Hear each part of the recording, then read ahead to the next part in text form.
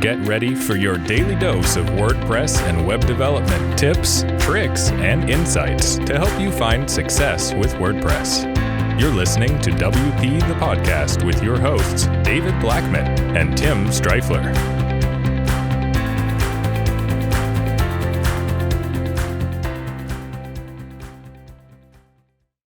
Hey everybody, welcome to another episode of WP the Podcast. I'm David Blackman. And I'm Tim Streifler. Today we've got another great topic, one that is near and dear to my heart because I believe I was born an entrepreneur, as is Tim. Tim took it even a step further, I think, and got his degrees in entrepreneurship, which is like, epic on a different level. So today we're going to talk about how to start a WordPress side hustle. So for our listeners who may be wondering what the hell a side hustle is, Tim, why don't you tell them what a side hustle is? Yeah, absolutely. So a side hustle is when you have some sort of main hustle, right? Typically a full-time job. I like and that, then main hustle. Main hustle, yeah. So then you start a side hustle or a side business, or maybe it starts as just kind of a side project.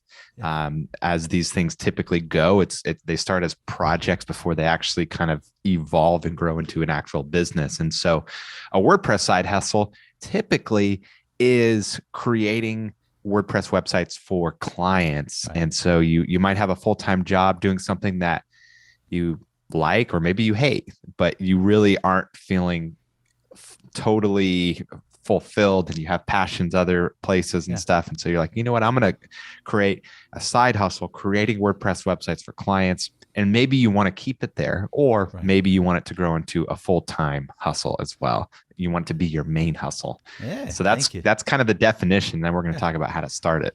Thank you, Tim. One thing I will say is that we have lots of friends who started this way. Tim and I have taught, in our courses, how to do this, how to turn your side hustle into a main hustle, how to build a WordPress business. So this is something that he and I can probably get long-winded on. We're going to try to keep it as short as possible.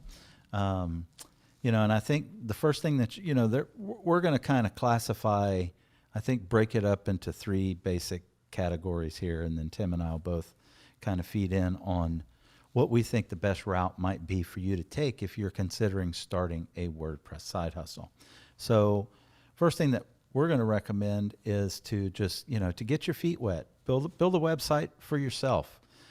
Go out, download WordPress, get yourself a host. You don't need expensive super hosting to fool around. Go get yourself some cheap hosting, install WordPress, go to the University of YouTube and watch a lot of videos, because there's a lot of videos and content out there. And if you're a reader, there's blog posts as well. But you can go out and just start playing around, familiarize yourself with WordPress. And I think if you're at all technically inclined, you're going to realize, oh, wow, I can use this platform. And especially if you use like a page builder, which Tim and I are huge advocates of, because a lot of the coding functionality that you may need to know just from WordPress raw, you won't have that experience. But with like a page builder, they've got a lot of stuff built in to where you can just drag and drop, click buttons and stuff and create with. So do it for yourself, do it for a friend, watch some YouTube videos, and it's a great place to start. Yeah, absolutely. Now, chances are if you are in a place where you're considering starting a WordPress side hustle, then you've probably already built a website or two. And that's kind of what is giving you this idea to turn it into a side hustle.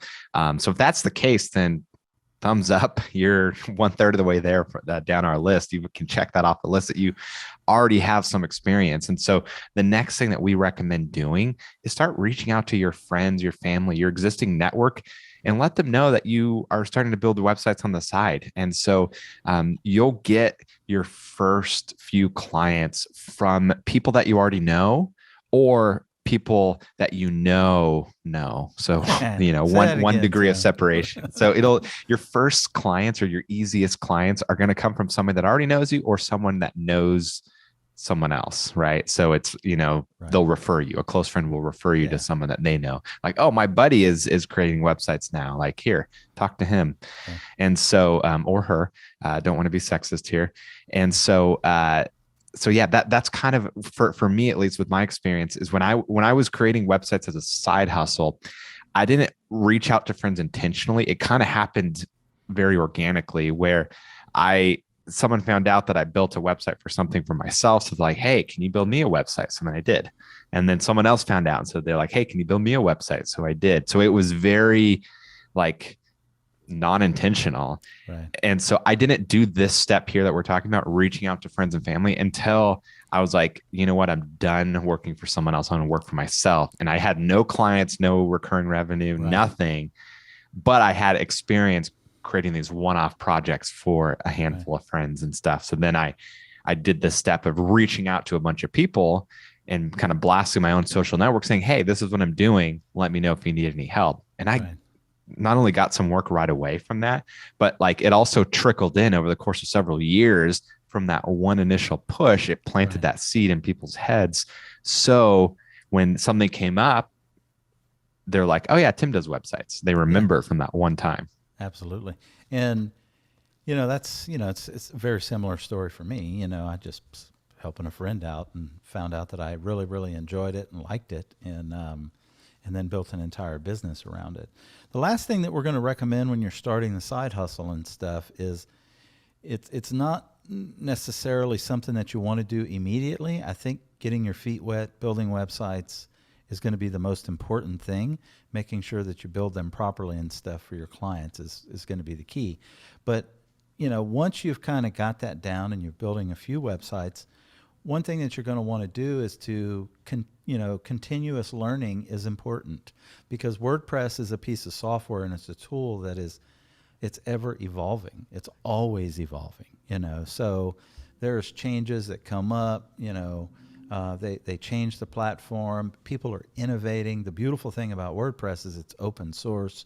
So the entire world has the ability to mess with the code, and build their own thing and create their own thing from WordPress. Well, you don't want to get stuck in the weeds down those rabbit holes, but find a happy medium to where you're continuously learning more about this thing called WordPress, and as well as like learn how to, sales and marketing, digital marketing, what that looks like online, social media marketing and stuff. All of this stuff plays into and has a big value to your customers, for your side hustle and stuff. So those are things that you are going to want to learn, but initially your foundation's the most important. You need to get solid with being able to build WordPress websites. And once your foundation is pretty stable, then you can branch out into, some of these other things that are going to add value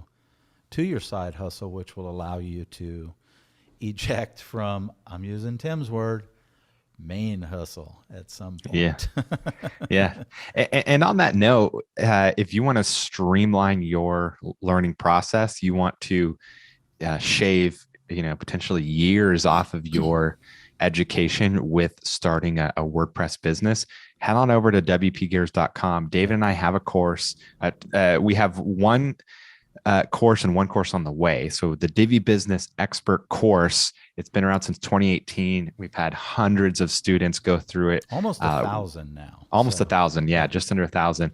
And so it will teach you the business side and the sales side of creating a WordPress website. And then we have the precursor, the prequel coming out soon, which is the beginner course that's going to teach you the website building process using our preferred page builder, Divi.